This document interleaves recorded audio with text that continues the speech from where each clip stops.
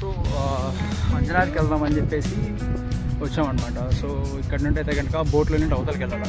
So బోట్లో వాళ్ళు ఎంత చార్జ్ చేస్తారో తెలియదు. మన రంగస్థలం సైకిల్ వేసుకొని వెళ్ళిపోదాము. సో వెళ్ళిపోయి మళ్ళీ అక్కడ నుండి తొక్కుంటూ వెళ్ళాలి దూరం.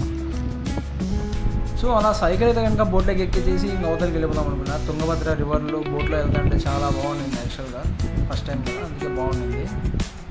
అంజనాద్కి పోతా అంటే ఎండ ఫుల్ ఎండ, కానీ ఆ ఎండలో సైకిల్ తొక్కుంటూ వెళ్తా అంటే మాత్రం మజా అనేది ఎలా ఉండదు ఇప్పుడు చూస్తుంది. లోలు తీరిపోతుంది. అండ్ సైకిల్ అయితే ఇక్కడ పార్క్ చేసి కొండపైకి అయితే వెళ్ళిపోయాను. అలాగే ఈ కొండకున్న ప్రత్యేకత ఏంటంటే ఇక్కడ హనుమ పుట్టాడు అని చెప్తారనమాట. కొందరు బాల హనుమ, కొందరు హనుమ అని చెప్తారు. కానీ కొండపై నుండి మాత్రం వ్యూ అయితే చాలా బాగుండింది. ఇక్కడ నిలబడుకొని చూస్తే కనుక విజయనగర సామ్రాజ్యం అంతా కనిపించింది అనమాట. అంత బాగుండింది.